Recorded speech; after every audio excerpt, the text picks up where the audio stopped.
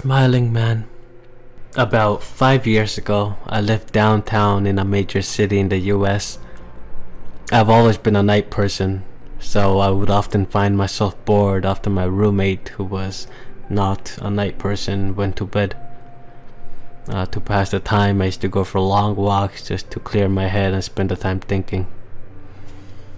I spent 4 years like this, walking alone at night, and never once had a reason to feel afraid. I always used to joke with my roommates that even the drug dealers in the city were nice. But all of that changed in just a few minutes of one evening. It was Wednesday, somewhere between 1 and 2 in the morning. I was walking near a police patrolled park quite away from my apartment. It was a quiet night, even for a weeknight, with very little traffic and almost no one on foot. The park, as it was most nights, was completely empty. I turned down a short side street in order to loop back to my apartment when I first noticed him.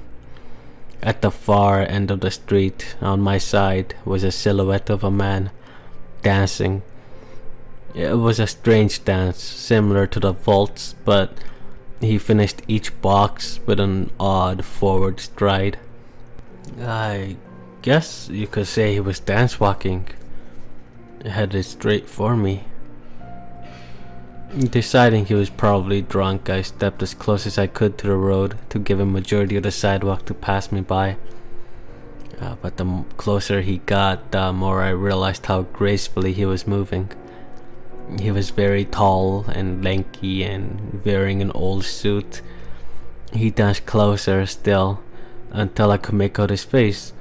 His eyes were wide and wild, his head tilted back slightly, looking off in the sky. His mouth was formed in a painfully wide cartoon of a smile. Between the eyes and the smile, I decided to cross the street before he danced any closer. I took my eyes off of him to cross the empty street, and as I reached the other side, I glanced back, and then I stopped dead in my tracks. He had stopped dancing and was standing with one foot in the street, perfectly parallel to me. He was facing me but still looking skyward, smile still wide on his lips. I was completely and utterly unnerved by this. I started walking again, but kept my eyes on the man. He didn't move. Once I put about half a block between us, I turned away from him for a moment to watch the sidewalk in front of me. The street and sidewalk ahead of me were completely empty. Still unnerved, I looked back to where he'd been standing to find him gone. For the briefest of moments, I felt relieved, until I noticed him. He'd crossed the street and was now slightly crunched down. I couldn't tell for sure due to the distance and the shadows, but I was certain he was facing me. I had looked away from him for no more than 10 seconds, so it was clear that he had moved fast. I was shocked, and I stood there for some time staring right at him. And then he started moving towards me again. He took these giant, exaggerated, tiptoed steps as if he was a cartoon character sneaking up on someone, except he was moving very, very quickly.